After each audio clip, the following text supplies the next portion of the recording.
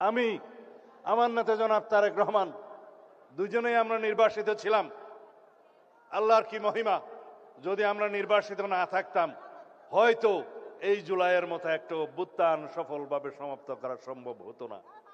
আজকে যারা জুলাই যোদ্ধাদের নেতৃত্ব দাবি করেন তাদের অনেকেই সেদিন বলেছিল আমাদের কোনো রাজনৈতিক দাবি নাই। এরকম একটি নৃশংস হত্যাকাণ্ডের পরে, গণহত্যার পরে আজও পর্যন্ত সেই গণহত্যাকারী শেখ হাসিনার কোন রকমের অনুশোচনা নাই। আওয়ামী লীগের রাজনৈতিক পতন হয়েছে, আওয়ামী লীগের রাজনৈতিকভাবে নিপাত হয়েছে, নির্মূল হয়েছে, দাফন হয়ে গেছে দিল্লিতে। সেই আওয়ামী লীগ বাংলাদেশে আর কোনোদিন রাজনীতি করতে পারবে না। বিসমিল্লাহির রহমানির রহিম। মাননীয় সভাপতি, আজকের এই অনুষ্ঠানের মাননীয় প্রধান অতিথি, বাংলাদেশের গণমানুষের নেতা, মানবিক নেতা, জুলাই গণ অভ্যুত্থানের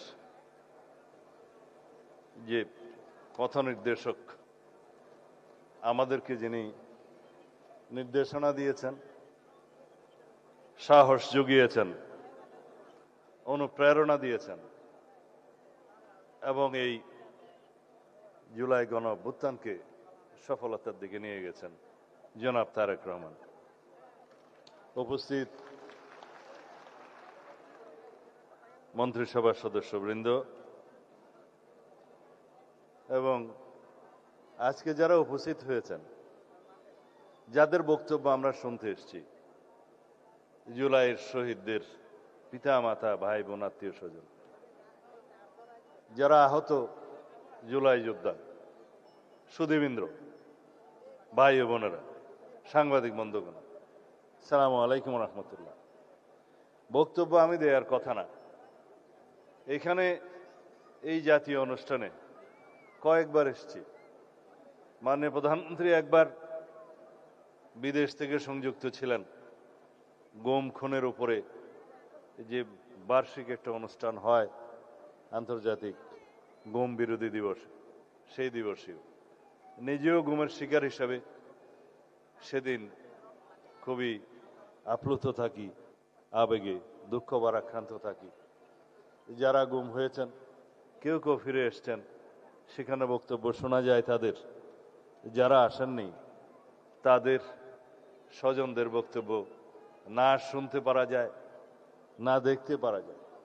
সেরকম একটা দৃশ্য এখনো পঙ্গু হাসপাতালে যারা চিকিৎসাধীন জুলাইয়ের অভ্যুত্থানে আমি কয়েকবার দেখতে গিয়েছিলাম মাননীয় প্রধানমন্ত্রীর নির্দেশে। সে দৃশ্য চোখে দেখা যায় না। যারা দুই চোখের আলো হারিয়েছেন অথবা এক চোখের আলো হারিয়েছেন, কোন রকম চিকিৎসা নিয়ে আরেক চোখে দেখছেন, তাদের স্বপ্ন কি? তারা কি বাংলাদেশ দেখতে চেয়েছেন? যারা দুই চোখের আলো হারিয়েছেন তাদের সন্তানরা কি বাংলাদেশ দেখার জন্য অপেক্ষা করছে? সেই বাংলাদেশ বিনির্মাণের জন্য আমাদের আজকের এই সমাবেশ। মোহিনী চৌধুরীর সেই কবিতা, গান সবাই জানেন, এই জাতীয় অনুষ্ঠানে সবাই আবৃত্তি করেন। মুক্তির মন্দিরে সোপানে তোলে কত প্রাণ হলো বলিদান, লেখা আছে অশ্রু জলে। আরো কয়টি লাইন আছে। তাদের অনেকেই যারা স্বর্গগত, তারা এখনো জানে স্বর্গ থেকে প্রিয় মাতৃভূমি। আমরা কি সেই মাতৃভূমি বানানোর প্রত্যয় ব্যক্ত করব না? পরিকল্পনা নেব না? একটা বস্মের উপরে দাঁড়িয়ে আমরা রাষ্ট্রের দায়িত্ব পেয়েছি, জনগণ দিয়েছে। সেই ভস্মের মধ্যে কিছু নেই। সারা বাংলাদেশের অর্থনীতি ফোকলা অবস্থা, ব্যাংকিং খাত লুটপাট হয়ে গিয়েছে, 30 লক্ষ কোটি টাকা পাচার হয়ে গিয়েছে। দাবি আমাদের অনেক, জাতির প্রত্যাশা অনেক, অ্যাসপিরেশন অনেক, স্কাই ইজ দ্য লিমিট। কিন্তু আমাদেরকে বাস্তবতায় আসতে হবে। আমাদের অর্থনৈতিক ভিত্তি কোথায়? আমাদের নেতা যে পরিকল্পনা করেছেন, আমরা যে বাজেট দিয়েছি 9,37,000 কোটি টাকা, 38,000 কোটি টাকার বাজেট, সেই বাজেট বাস্তবায়নের মধ্যে কি আছে? এই সমস্ত সামাজিক নিরাপত্তা খাতগুলো আছে। আমরা যে সমস্ত বিষয়ে অ্যাড্রেস করতে চাই, সেই বিষয়গুলো যদি আমরা বাস্তবায়ন করতে চাই, তাহলে আমাদের ঐক্যবদ্ধ থাকতে হবে, আমাদেরকে সহযোগিতা করতে হবে। আমরা শুধু চাই চাই আর চাই করতে পারবো না। আমাদের প্ল্যান আছে, আমাদের পরিকল্পনা আছে, কিন্তু আমাদের সেই আর্থিক সামর্থ্য অর্জন করার জন্য আমাদেরকে সময় দিতে হবে। সেই পরিকল্পনা বাস্তবায়নের জন্য নেতৃত্বের হাতকে শক্তিশালী করতে হবে। আমি যেহেতু জুলাইয়ের উপরে কথা বলতে এসেছি, কিছু পর্দার আড়ালের কথা আজকে অবমুক্ত করতে চাই। আমি, আমার নেতা জনাব তারেক রহমান, দুজনেই আমরা নির্বাসিত ছিলাম। আল্লাহর কি মহিমা, যদি আমরা নির্বাসিত না থাকতাম, হয়তো এই জুলাইয়ের মতো একটা অভ্যুত্থান সফলভাবে সমাপ্ত করা সম্ভব হতো না। এটাই হচ্ছে পর্দার অন্তরালের কথা। কোনোদিন আমরা ঘুমাইনি। 24টা ঘন্টা কোঅর্ডিনেশন করে আমাদের নেতা কর্মীদেরকে বিভিন্নভাবে আমরা অর্গানাইজ করে এই জুলাই যোদ্ধাদের সম্মুখে রেখে অরাজনৈতিক পরিচয়ে এই আন্দোলনের একটা পর্যায় পর্যন্ত আমরা নিয়ে এসেছি।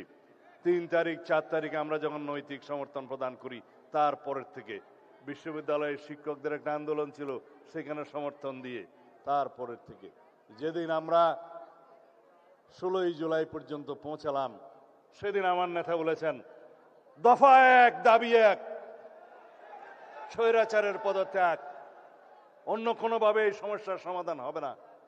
আজকে যারা জুলাই যোদ্ধাদের নেতৃত্ব দাবি করেন, তাদের অনেকেই সেদিন বলেছিল আমাদের কোনো রাজনৈতিক দাবি নাই, আমাদের দাবি বৈষম্যহীন এই ছাত্র আন্দোলনের দাবি, কোটা বৈষম্য দূর করতে হবে, সেটাই ছিল তাদের বক্তব্য। আমরা ধীরে ধীরে আমরা জানি স্বৈরাচারকে গদিতে রেখে বৈষম্যহীনতার বাংলাদেশ প্রতিষ্ঠা করা যাবে না। তাদেরকে আমরা বোঝাতে সক্ষম হয়েছি, কিন্তু তাদের সেই সাহস ছিল না। আমরা রাজনৈতিকভাবে সমগ্র বাংলাদেশের সকল মানুষকে ঐক্যবদ্ধ করে শত সহস্র শহীদের রক্তের এই স্রোতের মধ্য দিয়ে আমরা এই জায়গায় এসেছি। আজকে এই বাংলাদেশ রক্তে রঞ্জিত হয়েছে, এই মানচিত্র রক্তে রঞ্জিত হয়েছে। শহীদের রক্তের উপর দাঁড়িয়ে আমরা বিজয় অর্জন করেছি 5ই আগস্ট। সেখানে রাজনৈতিক পরিচয়ে যদি বিভাজন করি, তাহলে সর্ববৃহৎ অংশটি থাকবে জাতীয়তাবাদী ছাত্র দলের, যুব দলের, বিএনপির অঙ্গ সংগঠনের 450-ও বেশি। জাতিসংঘের যে রিপোর্ট, সেই রিপোর্টে 1400-র কথা বলা আছে, কিন্তু অফিসিয়ালি বিভিন্ন পত্রিকা এবং জরিপে 700 থেকে 800-র মতো খতিয়ান পাওয়া যায়। বাকিগুলো গেল কোথায়? কারণ শহীদের খতিয়ান হসপিটাল রক্ষা করতে পারে নাই, তাদের ডকুমেন্ট পর্যন্ত গায়েব করে দেওয়া হয়েছে, তাদেরকে দাফন করা হয়েছে যেন বেওয়ারিশ লাশ হিসেবে। আজকে স্বজনরা তার কবরের সন্ধান করে আমরা দিতে পারি না। এরকম একটি নৃশংস হত্যাকাণ্ডের পরে, গণহত্যার পরে আজও পর্যন্ত সেই গণহত্যাকারী শেখ হাসিনার কোন রকমের অনুশোচনা নাই। তারা জুলাই যোদ্ধাদেরকে অপরাধী হিসেবে তকমা দিচ্ছে। বাংলাদেশের এই গণ অভ্যুত্থানকে তারা বলছে একটা জঙ্গি তকমা দিচ্ছে। বাংলাদেশে নাকি জঙ্গিবাদের মধ্য দিয়ে তাদের রাষ্ট্র ক্ষমতা ছিনিয়ে নেওয়া হয়েছে। এর চাইতে লজ্জাস করার কিছু নেই। তাদের মধ্যে অনুশোচনাও নেই, তারা দুঃস্বীকারের সেই অবস্থাও তাদের নেই, সেই ইতিহাসেই তাদের নেই। তারা উল্টো বিদেশে বসে বাংলাদেশে এখন নাকি গণতান্ত্রিক সরকারের বিরুদ্ধে বিভিন্ন রকম ষড়যন্ত্র করছে। আওয়ামী লীগের রাজনৈতিক পতন হয়েছে, আওয়ামী লীগের রাজনৈতিকভাবে নিপাত হয়েছে, নির্মূল হয়েছে, দাফন হয়ে গেছে দিল্লিতে। সেই আওয়ামী লীগ বাংলাদেশে আর কোনোদিন রাজনীতি করতে পারবে না। রাজনৈতিক দল হিসেবে আওয়ামী লীগের বিচার দাবি করেছি আমরা, আপনারা দাবি করেছেন, তদন্ত পরিচালিত হচ্ছে। ইনশাআল্লাহ খুব শিগগির রাজনৈতিক দল হিসেবে সেই রাজনৈতিক দলকে বিচারের কাঠগড়ায় নিয়ে যাওয়া হবে। সংবিধানের 47 আর্টিকেল অনুসারে আইন সংশোধন করা হয়েছে, সন্ত্রাস বিরোধী আইনে আছে, আইসিটি অ্যাক্টে আছে, রাজনৈতিক দলের সংগঠনের বিচার করা যাবে। সুতরাং অপেক্ষা করুন। যারা এখানে বক্তৃতা দিয়েছেন। তাদের মধ্যে আমার এক ভাই শফিউল আলম শফি, আমার প্রতিবেশী, আমার গ্রামের, তার সন্তান শহীদ ওয়াসিম আকরাম, যিনি বস্তুতপক্ষে চট্টগ্রামের প্রথম শহীদ বলা হলেও যদি সময়ের দিক বিবেচনা করা হয় আবু সাইদের একই সময়ে সমসাময়িক সময়ে সে শাহাদত বরণ করেছে। মাত্র 2-3 সপ্তাহ আগে শিলংয়ে আমাকে দেখতে গিয়েছিল ছেলেটা। বলেছিলাম, বাবা এত অল্প বয়সে কেন পাসপোর্ট ভিসা করে মা বাবার টাকা খরচ করে আমাকে দেখতে এলে? বলেছিল ছেলেটা, আপনাকে এক নজর সামনে থেকে দেখব, বড় আশা ছিল। ছবি তুলল, পাসপোর্ট কি যেন ফেসবুকের প্রোফাইলে সেই ছবিটা দিল। 2-3 সপ্তাহ পরে এসে বাংলাদেশের জন্য জীবন দিয়ে দিল। বড় করুণ সেই ইতিহাস। তার বাবা তখন বিদেশে, দুবাইয়ে না সৌদি আরবে কাজ করে। তার মায়ের সাথে কথা বললাম, চোখের পানি ধরে রাখতে পারিনি। সে আজকে বলল যে শহীদের বিচার করুন আগে, আমরা দেখতে চাই এই দেশে প্রত্যেকটা খুনের বিচার হয়েছে। প্রিয় শফির উদ্দেশ্যে বলতে চাই, সবার উদ্দেশ্যে বলতে চাই, মানে প্রধানমন্ত্রী আমার নির্দেশ দিয়েছেন একটু বিচারের কি অবস্থা খোঁজখবর নেন, আপনার বক্তৃতায় বলবেন। আপনারা নিশ্চয়ই জানেন, এগুলো শুধু স্মরণ করিয়ে দিচ্ছি। 5টা খুনের, গণহত্যার, মানবতা বিরোধী অপরাধের মামলার রায় হয়েছে ইতিমধ্যে। বিচারাধীন মামলা আছে 27টা এবং তদন্ত প্রায় শেষ পর্যায়ে 72টা মামলা। শহীদ আবু সাইদের মামলায়, প্রথম মামলায় 2 জনের ফাঁসি হয়েছে। ভাইস চ্যান্সেলর সহ সেই বিশ্ববিদ্যালয়ের অন্যান্যদের বিভিন্ন মেয়াদে সাজা হয়েছে। প্রথম মামলার রায় হয়েছে গণহত্যার। আপনারা সবাই জানেন, শেখ হাসিনা, তার সাবেক স্বরাষ্ট্রমন্ত্রী আসাদুজ্জামান কামাল, তাদের ফাঁসি হয়েছে, ফাঁসির আদেশ হয়েছে। তৎকালীন আইজিপি মামুন রাজসাক্ষী হওয়ার কারণে তার সাজা কম হয়েছে, তবে সাজা হয়েছে। আশুলিয়ায় লাশ পোড়ানো হত্যা মামলার 2 জনের ফাঁসি হয়েছে। ওখানে সাবেক একজন স্বৈরাচারের 200 এমপি আছে, ওসি আছে, ডিআইজি সহ অন্যান্যদের যাবজ্জীবন সহ বিভিন্ন মেয়াদে সাজা হয়েছে। চানকারপুলের হত্যা মামলার ফাঁসি হয়েছে তৎকালীন স্বৈরাচারের 200 পুলিশ কমিশনার হাবিব এবং জয়েন্ট কমিশনার সুদীপ্ত, তাদের ফাঁসির আদেশ হয়েছে। অন্যান্যদের বিভিন্ন মেয়াদে সাজা হয়েছে। অতি সম্প্রতি রায় হয়েছে রামপুরা টিভি সেন্টারের ওখানে একটা ছেলে কার্নিশে লুকিয়েছিল, তাকে ওখানে যে গুলি করা হয়েছে। আমি শুনলাম সেই ছেলেটি কোন রকমে প্রাণে বেঁচে গিয়েছে চিকিৎসার মাধ্যমে, আল্লাহ তার জীবন বাড়িয়ে দিক, হায়াত বাড়িয়ে দিক। কিন্তু সেই ঘটনায় আরো 2-1 জন, একটা শিশু সহ হত্যা করা হয়েছে তাদেরকে। সেই মামলায় রায় হয়েছে, ফাঁসির আদেশ হয়েছে তৎকালীন পুলিশ কমিশনার হাবিব, ওসি এবং অন্যান্যদের বিভিন্ন মেয়াদে। সর্বশেষ হাসানুল হক ইনু নামের একজন স্বৈরাচারের 200 আছে, তার বিচারের রায় বেরিয়েছে। তাকে কেবল 10 বছরের সাজা দেয়াতে বাদী পক্ষ সন্তুষ্ট নয়, সেজন্য সেটা আপিল করা হবে মর্মে শুনেছি। তার অন্তত যাতে সর্বোচ্চ সাজা হয় সেরকম বিচার, সেরকম মামলা আরো আছে, সেই মামলাগুলোতে আশা করা যায় সে বিচার কার্য করা হবে। আজকে যারা এই অনুষ্ঠানের আয়োজন করেছেন, জুলাই 24 শহীদ পরিবার সোসাইটি এবং আমরা জুলাই যোদ্ধা কেন্দ্রীয় নির্বাহী কমিটি, তাদের প্রতি আমার অনুরোধ রইল,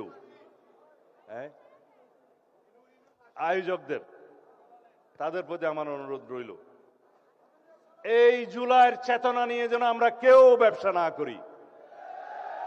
যারা জুলাইয়ের চেতনা নিয়ে বিভিন্নভাবে রাজনৈতিক সংগঠন করে রাজনৈতিক ফায়দা নেওয়ার জন্য চেতনা বিক্রি করছে, তাদের পরিণতি কিন্তু ভবিষ্যতে দেখা যাবে। ইতিহাস কিন্তু তাই। যারা 71-এর মুক্তিযুদ্ধের চেতনা বিক্রি করত, তারা চেতনা বিক্রি করতে করতে আজকে দিল্লি গিয়ে বসে আছে। বাংলাদেশের মানুষ তাদেরকে উৎখাত করেছে। সুতরাং চেতনা বিক্রির ব্যবসা ভালো নয়, রাজনৈতিক ফায়দা নেওয়ার উদ্দেশ্য ভালো না। আমরা এই মহান 2024-এর জুলাই গণ অভ্যুত্থানের ইতিহাসকে ধারণ করব, স্মৃতিকে ধারণ করব।